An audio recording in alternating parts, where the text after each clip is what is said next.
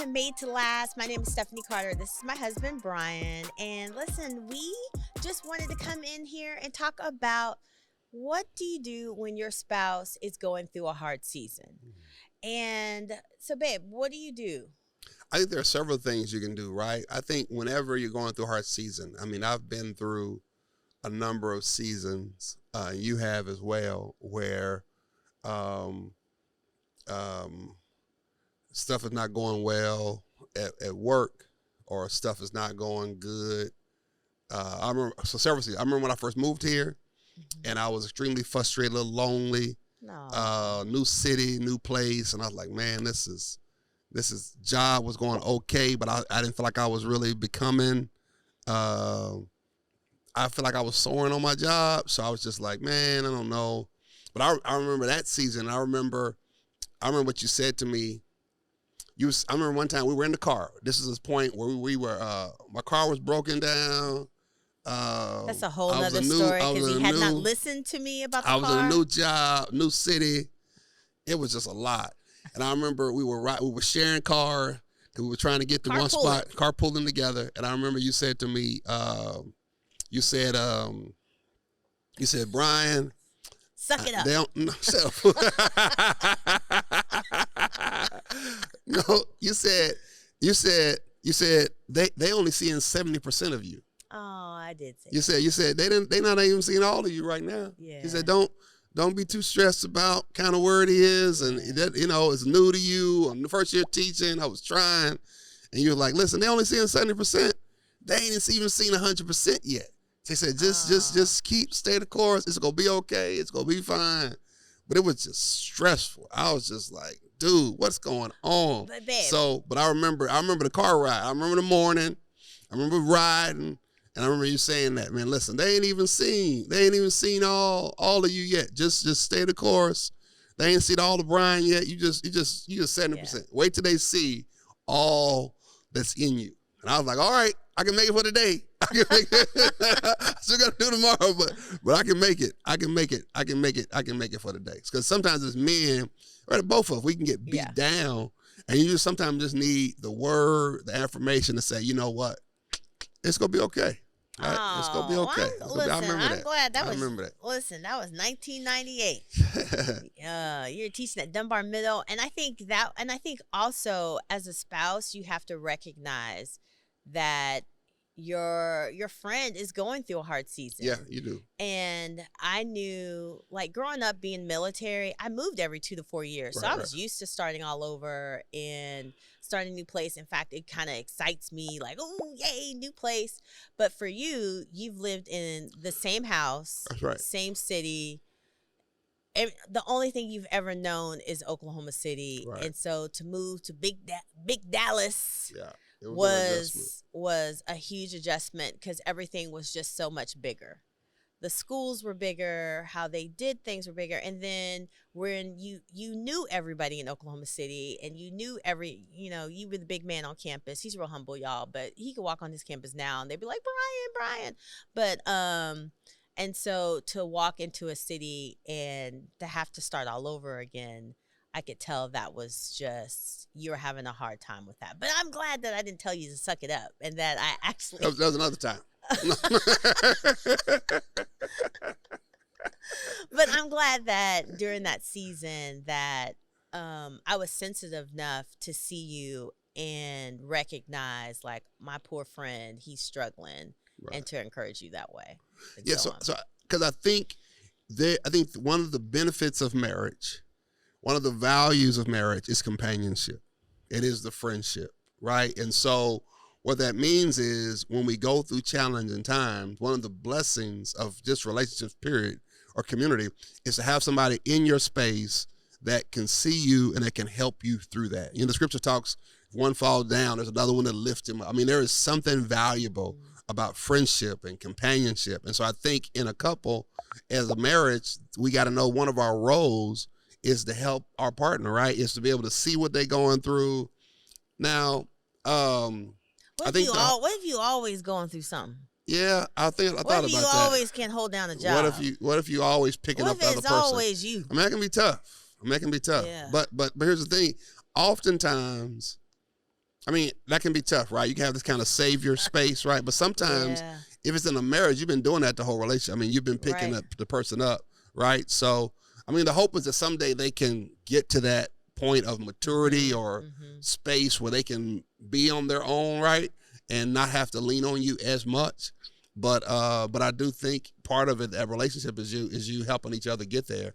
I think the thing I was going to ask you was, okay, so you're right, you could be the one constantly helping. That sometimes can happen. But I think for men sometimes part of our challenge is it's hard for us to see y'all or see our why. I mean, I think that's my tension sometimes with men. That sometimes as a man, it's hard to see where you guys are or see what y'all are dealing with or see y'all. Like y'all can go through emotionally, y'all can sometimes show us that. You know what I mean? Like, you know what I mean? Like, oh, something's happening. I don't know what happened, but something happened. But I don't think help me or help us as men to better see the women in our life. Like, how can we better see y'all and just, do we need to ask questions? What do we need to do to better see y'all? Well, you need to ask questions, and then you don't need to put a time limit on. Not too much. I need you to. So you need to be a better listener. You need to be a better listener, but then you also need to be engaged. A good listener. So if I'm telling you about old girl, I need you to be like, yeah, she shouldn't have said that. Okay. Or, oh, okay, I see you. Wow. But if you don't say anything, wow, that's what frustrates. And then that's when we disconnect from you and say, you know what, he don't see me. You know what, I know who can see me. And that's when I'm talking to another friend and this, that. Right. Well, that's helpful. That's really helpful. That's really helpful. Because guys, you know, they have a certain way. But no, that's really helpful. Because if you want to help somebody or encourage them or support them through a season, I guess what you're saying is sometimes the best thing you can do is just be a good listener to them. Let them be a safe place where they can share and unpack. This is how I'm feeling. This is how it impacted me. And I don't need you to fix it. Just hear me out for where I am, and we can get from here. But I just need you to see, just kind of hear what I'm processing right now. Yeah. That's good. That's very good. That's very good. Okay, so like one of my favorite TV shows, and I won't say it because, you know, y'all be like, you know, y'all too judgmental. But anyway, her man was like super, super depressed. Now, granted, they were shacking. Yeah. So, you know, that's a whole nother issue. But she just really wasn't kind of present for him. Yeah. And so on. Okay, that's a whole nother topic. But anyway, okay, I'm going somewhere else. We can cut that. Yeah, and I think there are points where depression, mental health issues can be present in a relationship that may be beyond the spouse's capacity to be able to handle. Right? Well, what if you're not going to go to counseling? Well, I mean, sometimes I think prayer is important. I think, I've been praying for you for about 2 years now. I've been praying for you. I've been talking to you. You got to help them. Maybe I can go together, right? If they won't go, then say, hey, you know what, babe, come with me. Or she can say, hey, I need to get my wife, because it can be both ways. Yeah. But maybe I go together, and going together opens the door for either spouse to get the help they need. So I think, but I do think sometimes mental health issues can need more. Sometimes medications required. Sometimes therapy is required. I've got a regular therapist. But I think that there are some times when some of this stuff happens. Because here's what happens: if it's not talked about and dealt with, we begin to self-medicate. So we start drinking, we start smoking weed, we start finding other ways to cope with our pain or our challenges or our trauma or our difficulties. So if the spouse can help us, right? If you can help them find healthy ways, as opposed to them taking another turn that just doesn't end well, but all they're trying to do is get help for their problems, their anxiety, their depression, and they don't know how to cope. So that's a tough space to walk through. It's a tough space, but then I think also recognizing, well, like let's say if you are living your best life, right, on your job, you're killing it. The bosses love you. You are just excelling. But then here I am as the spouse who's not excelling, and I might not even have a job. Can't even find a job. I keep applying and nothing's happening. But it's one of those things. So what do you say to that person? I say it's no different than any other challenge that we're going to face, right? I Right. mean, it could be job related. It Mhm. could be my family is going through a lot of heartache, and so I'm Mhm. having to take care of my mom, my brothers, my sister.